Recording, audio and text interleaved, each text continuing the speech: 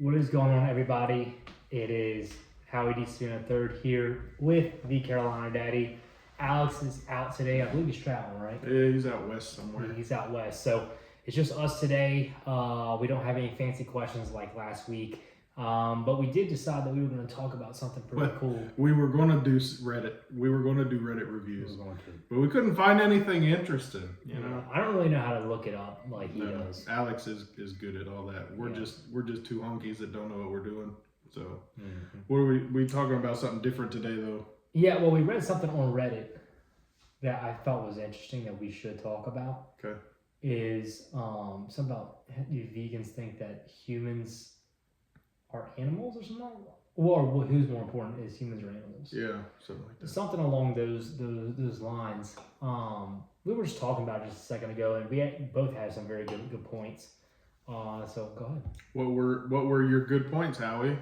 My good points were, I personally believe that you kill more animals, insects, whatever you want to call it, when you eat vegan, just based off of the pesticides that are thrown on everything. Any deer that's on that field, you know, they got to protect their harvest. So what do? You have to kill that animal so you protect your harvest. So with that being said, you kind of honestly, it's a damned if you do, damned if you don't situation. So if you let the animal live, you're gonna have barely any crops, right? Right. But if you kill them, then you have a lot of crops. So no matter what, you're still harming animals, regardless. Now I'm a hunter, so that's one of my biggest things. I do hunt, so. Well, you got all these different. You got vegans.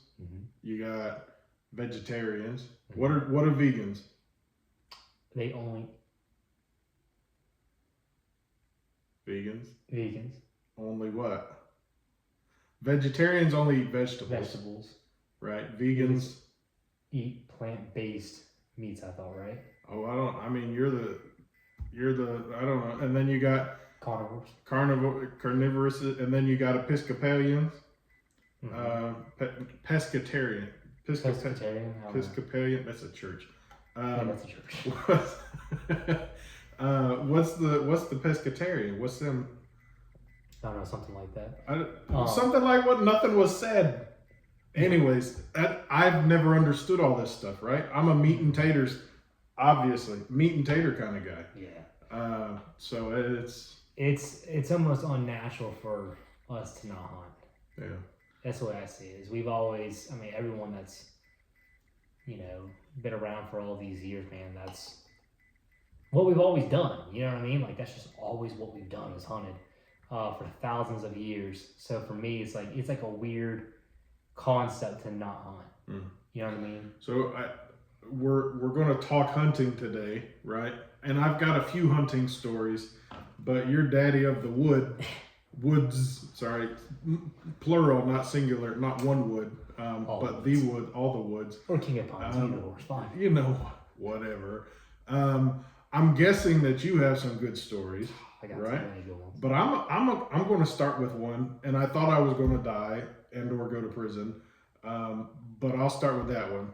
So me and my dad got permission to hunt on somebody's property one time, and he drove his work vehicle that's got the company name blasted all over it, right? It was what it was, and like any good Southern boy that's going out in the woods all day, I had me a 20-ounce bottle of Mountain Dew because you need something to drink. That's right. And we go out in the woods, and I've got my 20-gauge shotgun, and my dad said we didn't believe in tree stands and all that stuff. We just never used them. You sat on the ground? I just sat on the bottom of a tree. Yep. And my dad went on the other side of the stream, and he's got his rifle that he just bought, which is I think it's a 1946 Mosin Nagant. Okay. Beautiful rifle. Bought it it was crazy cheap how he got it. But anyways, so I'm sitting there and I'm like, man, this is boring, right? And it's 10 o'clock in the morning, so the morning run's done happened, and it's just whatever. And then I hear, ow! I'm like, oh, wait a minute. That was really close. So of course, I get up and I start walking around, even though I've got orange on. That's not the smartest thing to do. And then I hear my dad yell at me because he's seen me before I seen him. And I get over there and he shot this deer, and I'm like, Dad, this is awesome. And he's like, well, yeah, but we're on somebody else's property. Drag that thing as quick as possible. Listen, then you could hear the four-wheeler crank up on the next property over. Well, what I thought was the next property. This dude jumps on his four-wheeler and he comes onto his property, and my dad, like, he's probably 100 yards away and it's through woods, so it's not like he's going to get there in the next 30 seconds, right? But my dad's covered in blood. And my dad looks at me and he says, piss on my hands. And his hands are covered in blood. I'm like, I am not. No, I'm not doing that. Luckily, I had Mountain Dew in my bottle, so I poured Mountain Dew all over his hands and he cleaned it up. And then we drug the deer back onto the other property, and oh man, it was I thought I was going to get shot, you know, because I mean, you don't do that. You don't go on somebody else's property that you don't have permission to be on and shoot something.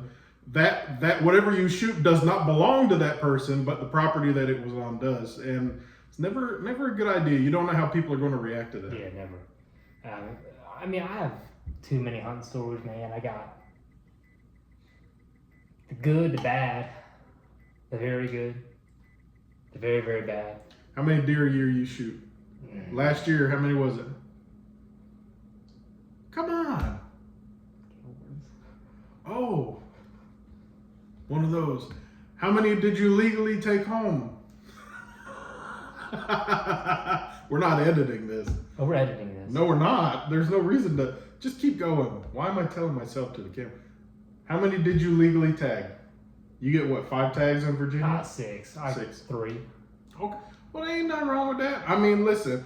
The time of what's that called where they can't do nothing to you after a certain amount of time? Time of essence? No, never mind. I went spotlighting when I was a kid and I shot like 9 deer. And the next morning went back and couldn't find any of them, so I actually didn't shoot any of them. I've never spotlighted. It was fun until me and my cousin see this badge, this vehicle park at the end of the street, and this badge comes out. And you can, in the moonlight, you can see this metal badge in the middle of the night, and we seen the light shine off of that. He walks all the way down to us. I threw the shotgun. Blow. It ends up being my uncle, who is a prison guard, looking for us because he knows we were spotlighting. But yeah. Yeah, I mean, it's I mean, I've spotlighted deer, just never shot at them. Like, I've always liked looking at them, especially at nighttime. You know, they are awesome. They're beautiful animals to look at. The coolest, man, I'd probably say one of the coolest hunts I've ever been on.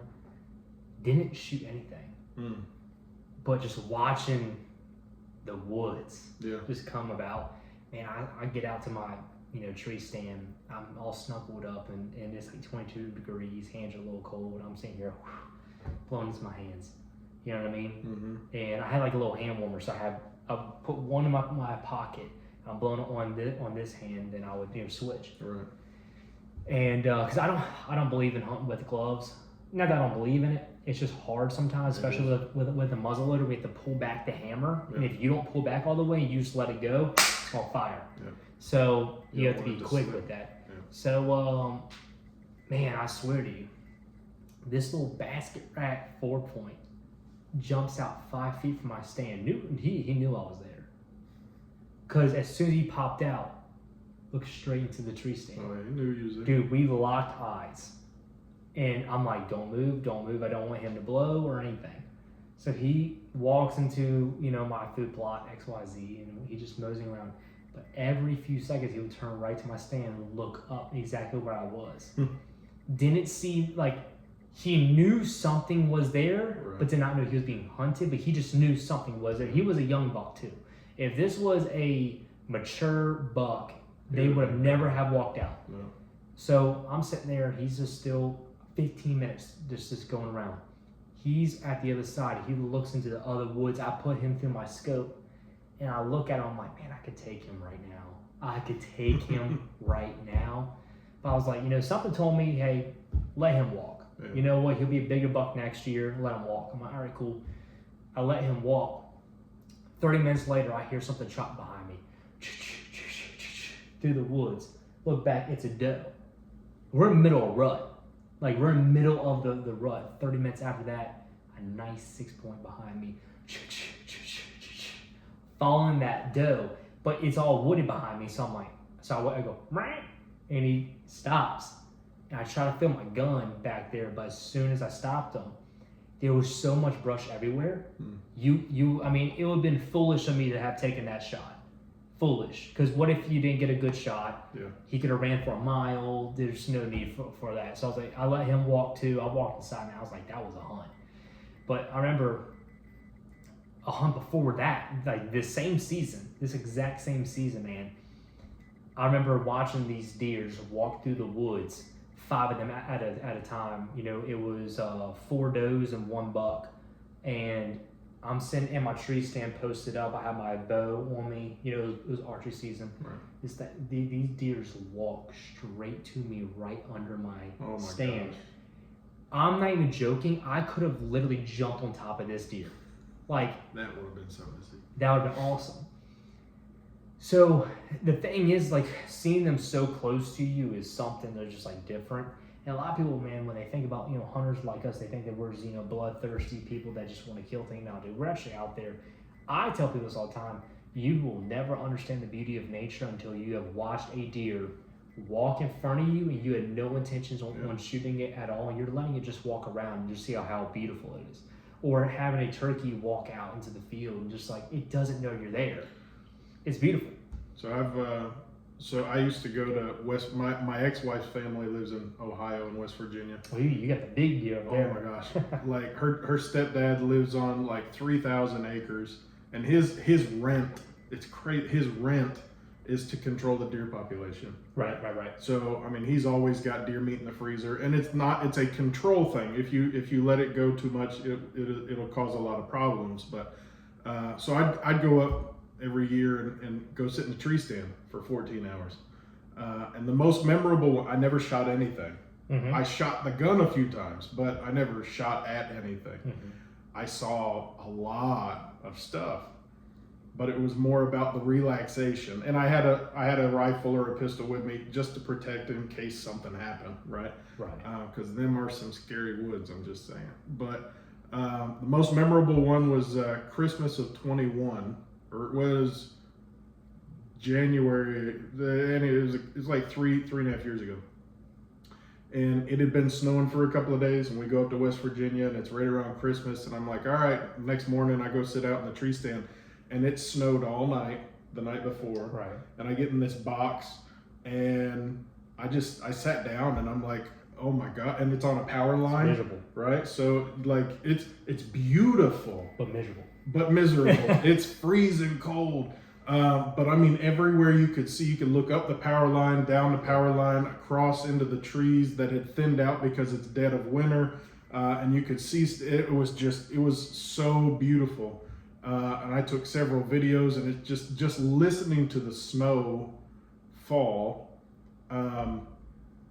it made me miss sitting in the tree stand when there was no snow. Mm-hmm. And you get to listen to the 500-pound squirrels running around. Oh yeah. Right? Because you just get that, everything tingles. It's like, oh my gosh, that's a deer. And it's like, oh, hey little buddy, it's just a little squirrel. I'm gonna tell you one thing, squirrels sound like the biggest buck with the drop time just running through the woods. Yeah. And sometimes if you don't know how a deer sounds running through the woods, they still trick you. It doesn't matter how it is, they still trick you to this day. Because like a squirrel, you just go mm-hmm. and stops. Deer like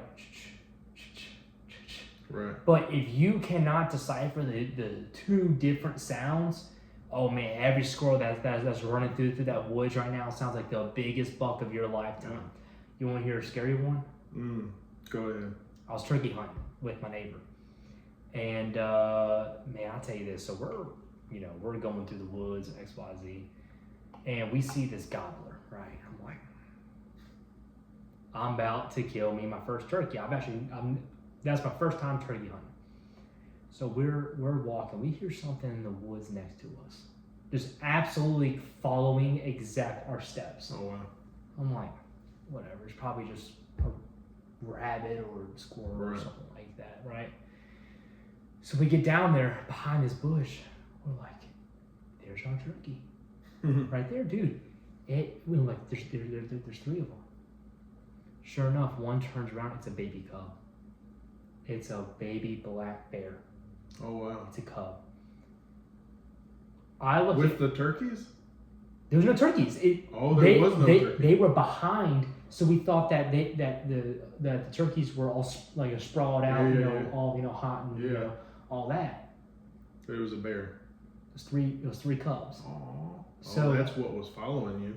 Yeah, so I'm like, I grabbed the guy. I'm like, yo, let's get up out of here because I don't know where the big one's at. Yeah. So we walk back. And I mean, we're not just walking.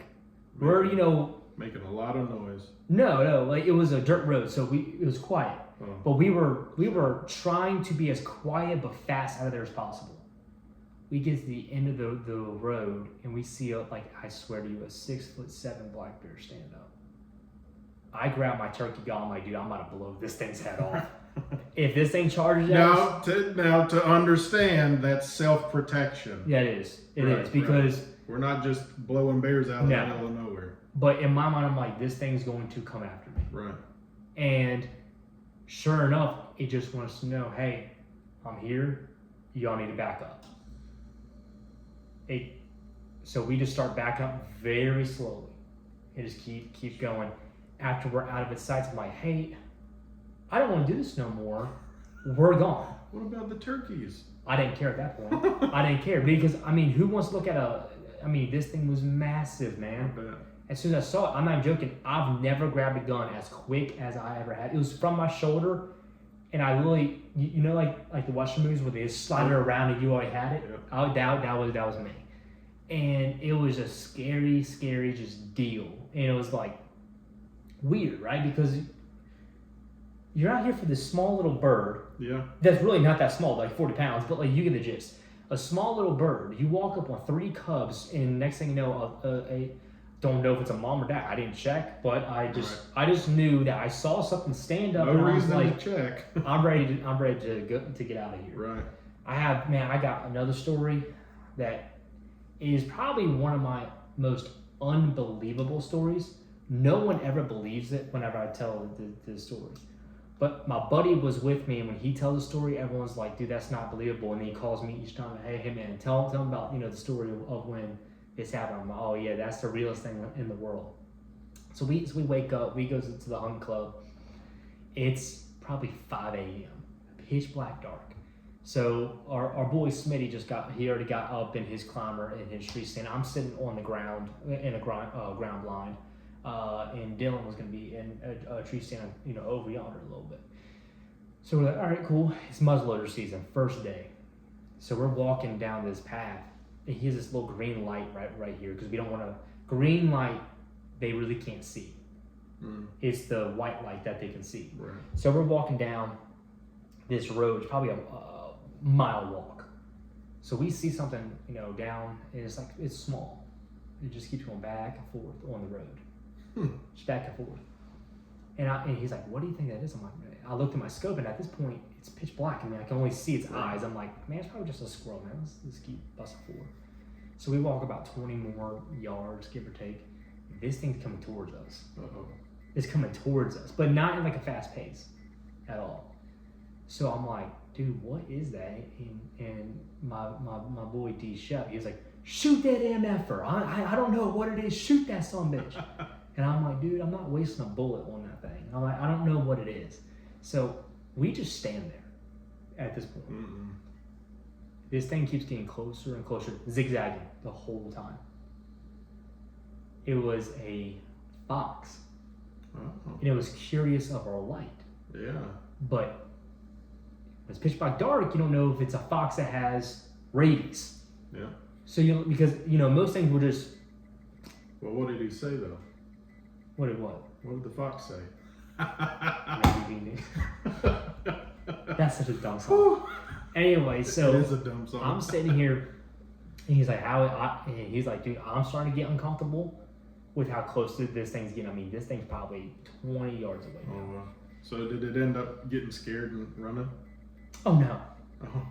So my buddy he lowers his arm because I mean he's moving so much. I need like some stability, you know. Right.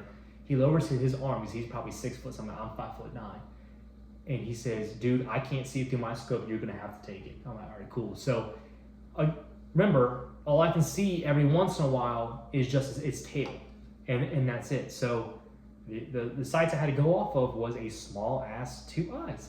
Yeah. So, I went bow, and that thing is on the ground in a circle, like just going crazy. Right. And Smitty texted us because black powders are known if it hits the ground hard enough, it can fire. He's like, "Did one of y'all's guns go off? Are y'all okay? What's going on?" And he's like, "Dude, Howard just smoked a fox. Howard just smoked a fox." Wow. And dude, it went right through its nose and out through its heart Oh wow. because it was a downward shot. Right. And How close was it? probably 20, 30 yards. It was not far away. So I start texting my buddies. At this point, we're all in our own stands. I'm like, "Hey guys, I'm so sorry for messing up the hunt.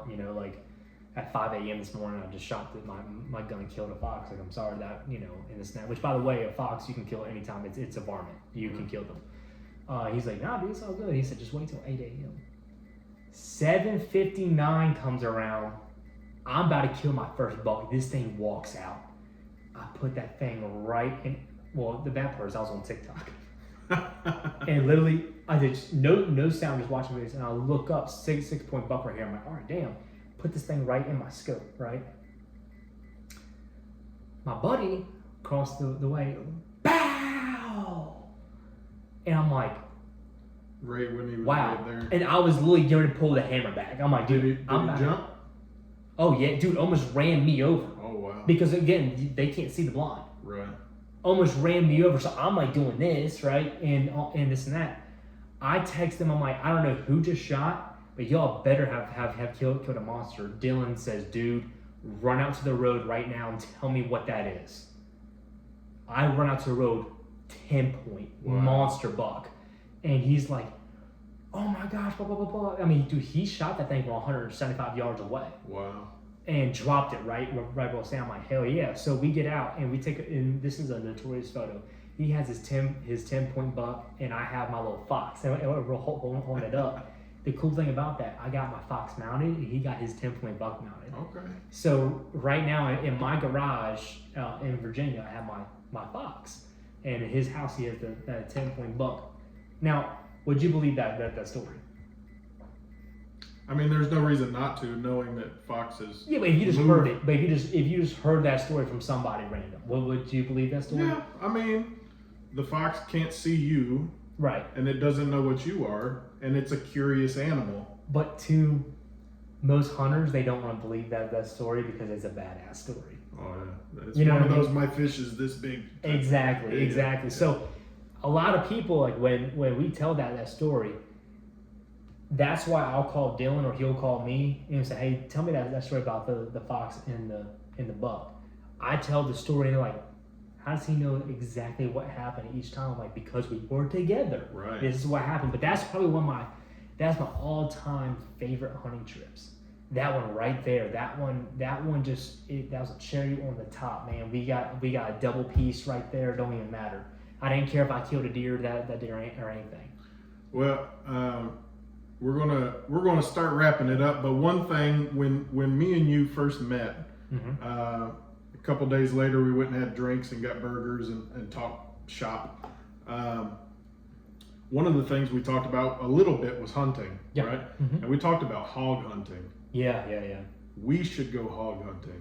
Now, is this the one when we're in the helicopter, or That's in we're, Texas. or we're on the ground So- and all they give us is a knife? Anywhere in the in the Carolinas, I mean, some hunting clubs are like that, where like game land or private property that have hogs, they specify what you can and can't hunt with.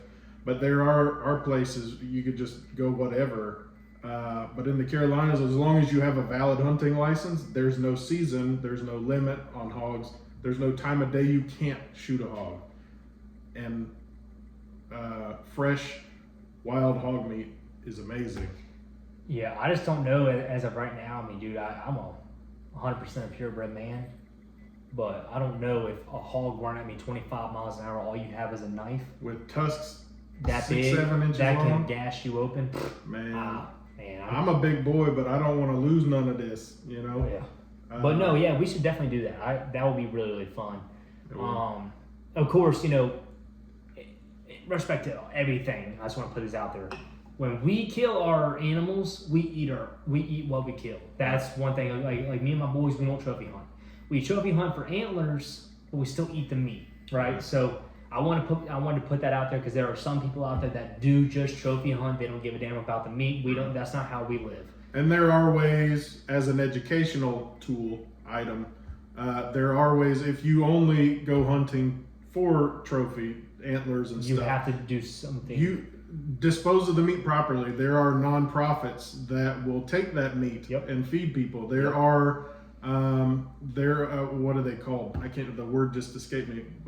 Taxidermy places, different meat processing centers that are USDA certified that will process that deer all the way down and make all the meat edible and, you know, get all the stuff off and all that and package it for nonprofits to pick up. So there are ways to make that happen, but I just want to let you know, like, that's not how we hunt, No. or how me and my boys hunt. We all, I'm not you know, I'm not your boy. Oh, I'm talking about my Virginia boys. whatever. I'm in North Carolina. Yeah, you are. Carolina dad. Yeah. Don't forget it. But no, yeah, that's they're up in. I think it's more toward the coast and then more toward the mountains. Well, there's hogs everywhere in the mountains. Yeah, they're a nuisance, right? They'll cause property damage like you wouldn't believe, Rut especially trees. to crops and stuff. Awful. So both states, the Carolinas, have declared them a nuisance.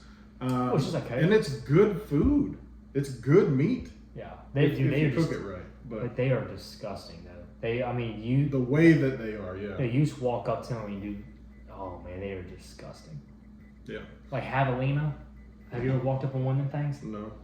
I've watched hunting videos of javelina. Dude, they just look disgusting. Mm. But that's the thing is, like, you know, when they're a nuisance like that, I've seen these videos of people trapping them and all that stuff, man. They are just a disgusting, aggressive animal. They will tear your leg apart very easily, and they will kill you right on the spot. And I like my legs. Yeah. Mm-hmm. So, anyways, y'all have a great day. Like, share, subscribe. I think that's all of them. Right? Yeah. We'll talk some more about going hog hunting. Yeah. And we'll keep you posted. We should do film some. it. That's what I was thinking. Get Alex to go with us and film. He's got some different, he's got wearable cameras. Yeah. And See, the thing is, like, with me, is I have the camo. I'm all good. Oh, cameras. I know, but I have the camo. Yeah, I should have some camo. And also, Yeah. I have that. But if you're shooting, what?